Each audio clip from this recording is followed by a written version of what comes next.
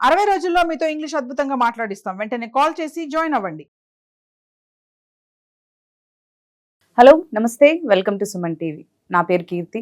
ప్రస్తుతం మనతో పాటు తోడు నీడ ఫౌండర్ రాజేశ్వరి అమ్మగారు ఉన్నారు. వీరితో ఈరోజు కొన్ని విషయాల గురించి మనం చర్చిద్దాం.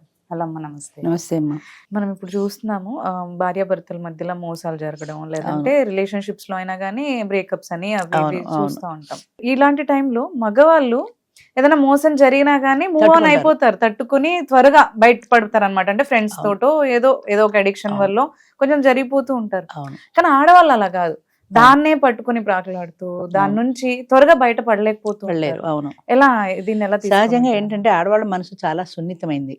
మంచికైనా చెడ్డకైనా కూడా మనసు చాలా సున్నితంగా ఉంటుంది. 2 తిట్టేసి వెళ్ళిపోతే 3 రోజంతా ఏడుస్తారు తిట్టాడని. అవును, తిట్టిన భర్తకు అది గుర్తుండదు. బయటకు వెళ్ళిపోతాడు, ఎవరితో కలిసిపోతాడు, వెళ్ళిపోతాడు, అప్పుడే మర్చిపోతాడు. కానీ ఇవి మాత్రం దాన్ని పట్టుకొని పీక్కుని లాక్కుంటూనే ఉంటుంది. ఒకటి, మనసు సున్నితమైనది. 2, ఆడవాళ్ళలో పగ ప్రతీకారం అన్నది ఒక పాలు ఎక్కువ ఉంటుంది మగవాళ్ళ కంటే కూడా. ప్రతీకార వాంఛ ఎక్కువ ఉంటుంది ఆడవాళ్ళలో సహజంగా. అంటే అది పుట్టుకతో వచ్చిన లక్షణం అనుకుంటా.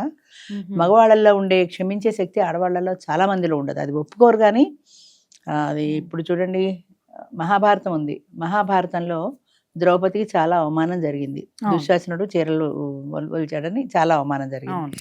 అప్పుడు ఆవిడ ఒక శపథం చేసింది. భీముడు అనుకుంటా శపథం చేశాడు, వాడిని చంపి వాడి రక్తంతో నీ తల ముడేస్తాను అని.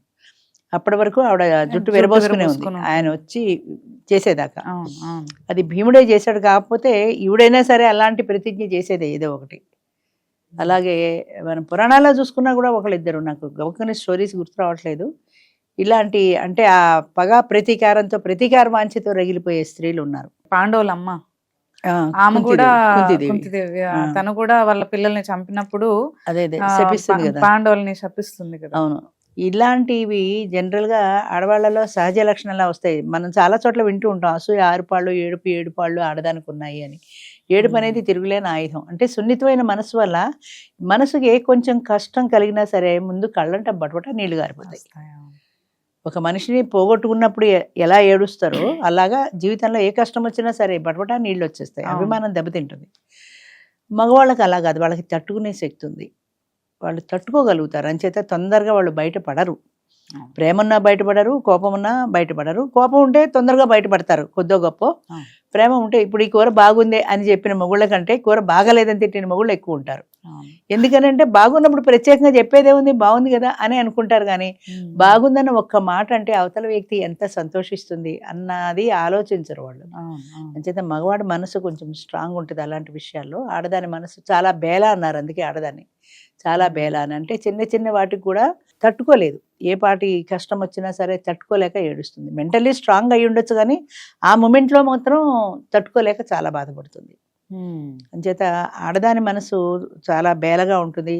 అలాగే ఎంత పొగిడి నువ్వు అంత దానివి ఇంత దానివి అంటే అంతే బేలతనంతో పడిపోతుంది. అదే ఆడదాని దగ్గర ఉండే మైనస్ పాయింట్. అంటే 4 కబుర్లు చెప్పగానే పడిపోతుంది తప్ప వీడు ఊరికే నన్ను పొగుడుతున్నాడా, ఇది నిజమా అది అబద్ధమా అని తరిచి చూసేది ఓపిక ఉండదు జనరల్గా. అంత విచక్షణ ఉండదు. అబ్బా నేనంటే వాడు అసలు ఎంత ప్రాణం పెడతాడో నా మీద. అదేదో సినిమాలో చిరంజీవి చెబుతాడు, రక్తాక్షరాలతో రాశాడు నాకు ఎవరు చూడు అంటే వాడు అంటాడు రక్తాక్షరాల పాడ కోడి రక్తమా వాడి రక్తమా అలాగా రాశాడు అని. అంచేత అలాంటివి చాలా ఎమోషనల్ గా కూడా ఉంటారు ఆడవాళ్ళు. అంచేత అలా 2 కబుర్లు చెప్పగానే టప్మని పడిపోతారు. చిన్న బాధ వస్తే తట్టుకోలేరు. అది వాళ్ళ మానసికమైన దౌర్బల్యం అనుకుంటాను నేను. తొందరగా పడిపోవడం, తొందరగా ఎమోషనల్ అయిపోవడం, ప్రతిదానికి కళ్ళు నిలబెట్టుకోవడం అనేది ఒక మానసికమైన దౌర్బల్యం. అది వాళ్ళు స్ట్రాంగ్గా అవ్వడం అనేది వాళ్ళ చేతిలో ఉంటుంది. నేను స్ట్రాంగ్గా మారాలి, ఇలా ఎమోషనల్ అయిపోతే లాభం లేదు, నేను స్ట్రాంగ్గా తయారవ్వాలి అని వాళ్ళు సరిదిద్దుకోవాల్సిందే తప్ప ఇంకొక మనిషి చెప్తే రాదు వాళ్ళకి. ఎలా ఉండాలంటారమ్మా స్ట్రాంగ్గా? కొంచెం వాళ్ళ ఆలోచన అంటే ఆలోచన విధానం మారాలి. ప్రతిదానికి ఇప్పుడు ఎవడోడు చాలా బాగున్నారని మీరు అనగానే ముందు ఐస్ అయిపోయిన ఆడది ఉండదు. ఎవరైనా సరే 70 ఏళ్ళు దాటి నేను కూడా మీరు చాలా బాగున్నారని అంటే అబ్బా అనుకుంటాను, అంతేగాని వాడు ఏదో నాకు కాకా పెడుతున్నాడని అనుకోను. అంచేత ప్రతి విషయాన్ని కూడా మనం అంటే పరిస్థితిని బట్టి సందర్భాన్ని బట్టి దాన్ని ఎనలైజ్ చేయగలగాలి. వాడికి ఏం అవసరం ఉండి నాతో అంటున్నాడు, ఏదో ఓ పొడేసి చూద్దాంలే అనుకున్నాడా, లేదా నిజంగా అంటున్నాడా? నిజంగా అంటే ఓకే వెళ్ళను కూడా. కానీ ప్రతిదానికి మనం చాలా ఫీల్ అయిపోయి అద్దం ముందు చూసుకుని అబ్బా నేను చాలా అందంగా ఉన్నాను అని అనుకుంటే సరిపోదు. అది నిజం కావచ్చు, అబద్ధం కావచ్చు. ఒక ఏజ్ వరకు ఉంటుంది. అది అద్దం ముందు నుంచుని చాలా అందంగా ఉన్నాను వాడు అన్నాడు అనేది ఒక ఏజ్ వరకే ఉంటుంది. ఆ ఏజ్ దాటిన తర్వాత దానివల్ల ప్రయోజనం ఉండదు. దానికి మనం రియాక్ట్ అవ్వక్కర్లా, ఏదో అన్నాళ్లే అనుకోవాలి తప్ప అబ్బా నేను ఉన్నానని పొంగిపోయినా తగ్గిపోయినా కూడా నష్టపోయేది ఆడవాళ్ళే. అంచేత ఆ విచక్షణ వివేకం అనేది ఆడదానికి తెలియాలి. ఎవరు ఏదైనా అన్నా వాళ్ళు ఏ ఉద్దేశంతో ఉంటున్నారు, దానివల్ల నాకు నష్టం ఏంటి, నష్టం లేకపోతే ఓకే, కానీ దానివల్ల నాకేమైనా నష్టం ఉందా, ఏ విషయమైనా సరే అని ఆలోచించుకోవాలి. ఆలోచించుకొని అడుగు ముందుకు వెయ్యాలి. అది లేకపోతే మాత్రం టప్మని పడిపోతారు. అదే చెప్తున్నా కదా, 50 ఏళ్ళు వచ్చినా సరే మా వాళ్ళు 2 కబుర్లు చెప్తే పడిపోతారు.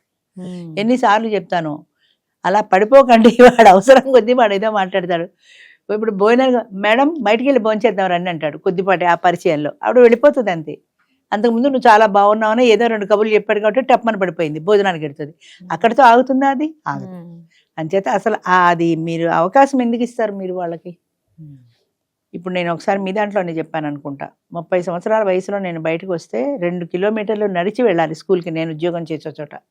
ఎంతో మంది మగ మాస్టర్లు స్కూటర్ మీద పెడతారు, చాలా మంది లిఫ్ట్ అడుగుతారు, చాలా మంది లేడీస్ లిఫ్ట్ కూడా తీసుకుంటారు. తప్పు కాదు, అది సహజం. దూరం పెడుతున్నారు, వాళ్ళు లిఫ్ట్ ఇచ్చారు, సోదర భావంతో వెళ్ళి తీసుకున్నారు. కానీ నేను ఎందుకు తీసుకోలేదంటే నాకు ఒక మైనస్ పాయింట్ ఉంది. నేను ఒక డైవర్సిని, నేను సింగిల్ మదర్ని, నేను విడిగా ఉన్నాను కాబట్టి ఎవరైనా ఒక మాట అనే అవకాశం ఉంటుంది. దాంపత్యంలో ఉన్నటువంటి ఆడదానికి, సింగిల్గా బ్రతికే ఆడదానికి అవకాశాలు ఎక్కువ ఉంటాయి. ఒక రాయి వేయడానికి ఎక్కువ అవకాశం ఉంటుంది. అలాంటిది ఎందుకు ఉండాలి అని చచ్చినట్టు 2 కిలోమీటర్లు నడుచుకుంటూనే వెళ్ళేదాన్ని. లేట్ అయితే అనవసరంగా చివాట్లు తినాల్సి వచ్చేది. దానికోసమని సైకిల్ తొక్కుకున్నాను, సైకిల్ నేర్చుకున్నాను, ఆ తర్వాత స్కూటర్ నేర్చుకున్నాను. స్కూటర్ అంటే నాకు నేనే నేర్చుకుని వెళ్ళాను, కానీ ఎవరి దగ్గర కాంప్రమైజ్ కాలేదు. అంటే అంత స్టబన్గా ఆ టైంలో నేను ఉండాల్సి వచ్చింది, సింగిల్ లేడీని కాబట్టి. అంచేత అది మనం నేర్చుకోవాలి, ఏ టైంలో నేను ఎలా ఉండాలి అని నేర్చుకుంటేనే మనం ముందుకెడతాం, లేకుంటే కష్టం. అయితే స్ట్రాంగ్గా ఉండాలి. అది విచక్షణ తెలియాలి, ఎక్కడ తగ్గాలి, ఎక్కడ పెరగాలి. ఇప్పుడు కోపం వచ్చి మొగుడు ఒకటి తిట్టాడు అనుకో, నన్ను తిట్టాడని లాగి పీకి దాన్ని చిరిగి చాపంతా చేసుకోకూడదు. తిట్టాడు కరెక్టే, ఎందుకు తిట్టాడు మనం వెనకేసుకుంటే ఏదో ఈ తప్పు పని చేశాము అందుకని తిట్టుంటాడు. లేదు, తప్పు చేయకుండానే అనవసరంగా తిట్టాడు, ఏదో కోపంలో ఉన్నాడు తిట్టాడు అనుకొని మనం ఉండాలి తప్ప, తిట్టడానికి వాడికి 30,000 జీతం అయితే నాకు 40,000 జీతం అని అనుకోకూడదు.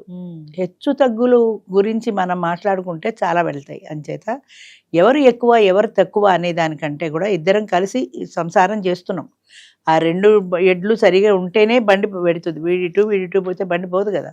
అంచేత సంసార రథం నడవాలి అంటే సక్రమంగా వెళ్ళాలి. ఓ రోజు తగ్గుదాం, మన నష్టం ఏముంది అనుకోవాలి, కానీ అక్కడ ఈగోయిస్టిక్గా బిహేవ్ చేస్తే నష్టపోతారు. అది ఆ చిన్న సమస్య పెద్దదవుతుంది. అంచేత సర్దుకుపోవాల్సింది ఆడవాళ్ళే నేను చెప్పడం లేదు, ఆడవాళ్ళైనా మగవాళ్ళైనా కూడా అలాంటి చిన్న చిన్న విషయాల్లో ఇరిటేట్ కాకుండా, ఈగో పెంచుకోకుండా సర్దుకుంటే భవిష్యత్తు బాగుంటుంది, ముందుకు వెళ్ళగలుగుతారు, ఫ్యామిలీ బాగుంటుంది. అంటే మంచిగా చూసుకున్నది కూడా ఉండుంటుంది కదా, ఒకే మాట అన్నారని అదే ఆలోచించకుండా సాయంత్రం వచ్చేవాడికి నన్ను మీరు పొద్దున్న ఎందుకు తిట్టారు, టిఫిన్ లేట్ అయింది ఎందుకు తిట్టారు అని అనుకుంటే వాడికి కోపం వస్తుంది, 2 తిడతాడు. అక్కడి నుంచి ఆ చిన్న మాట ఇది పెరిగి పెద్ద యుద్ధం అయిపోతుంది.